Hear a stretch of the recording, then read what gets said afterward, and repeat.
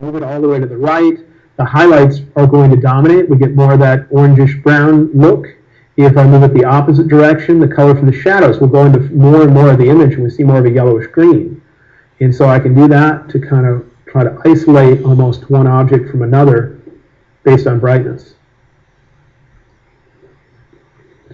Now when it comes to these split toning, what I suggest you do is make a lot of presets, because I don't enjoy going in here and fine-tuning this, trying to find a useful color just off the top of my head.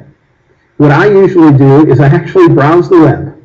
I'll just go into Google and I'll do a quick search that's, I either say black and white or toned black and white, and you can search for images. And I'll look through hundreds of images until I find one that has a really nice color to it. Maybe it's bluish and it's just got a great amount of blue that looks just right in that photo. I'll leave my web browser open. I'll grab the corner of Lightroom and drag it so that I can get the Lightroom window to be smaller and I can see the web browser at the same time.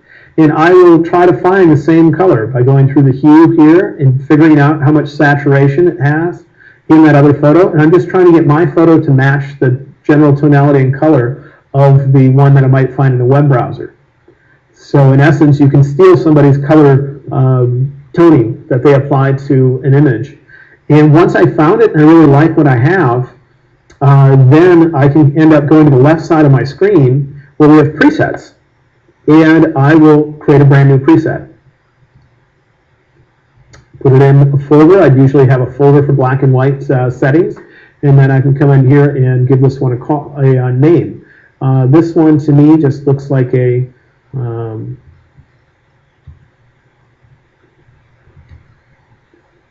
that's what I'm going to call it. And in this, I'm going to say check none. And then, let's see, which one are we going to need to use? We could use black and white mix if we like how we convert it to black and white. But I'll assume that I've already applied this to a image that's been converted to black and white, because usually those settings are customized. You know, I might need to darken a blue sky more in one image than in another. But all I want right there is split toning saved in there. Hit create. And now I don't have to remember what settings I used to get to that. If I spend the time to get about a dozen good presets of that, then it will take very little time for me to just come in and apply those. And I believe we have some other people's presets in here from previous teachings. So I can come in here, I see black and white presets, tone presets. Let's just see what other people had. And all I'm going to do is once I have presets, I mouse over them in this preview up here, which is the navigator. If you don't see it on your screen, it's just a little triangle next to the word navigator that would expand it. Once I have a set of presets in there, all I got to do is mouse over them like this, and I'll see it in that little area. And if I find one that I like, I'll just click, and now it's applied to my picture. I can always fine-tune it by moving these sliders to fine-tune it a bit. Or go back to any of the other sliders, like in this case, for this one, I might want a little more shadow detail. So I'll bring up my shadows.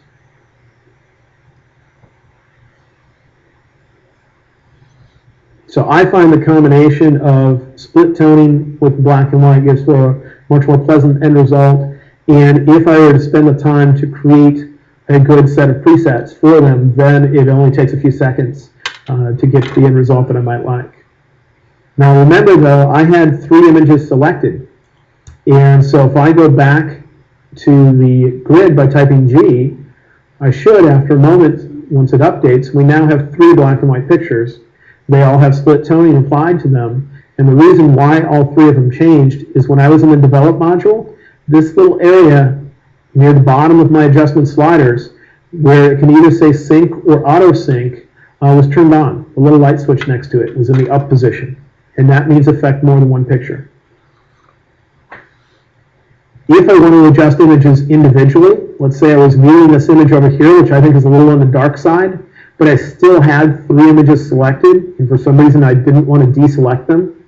So I'm viewing this image, have more of them selected. Then if I want to only affect this picture, I just turn off that light switch next to auto sync, and now any changes I make will only affect this particular image, even though I had more than one image selected.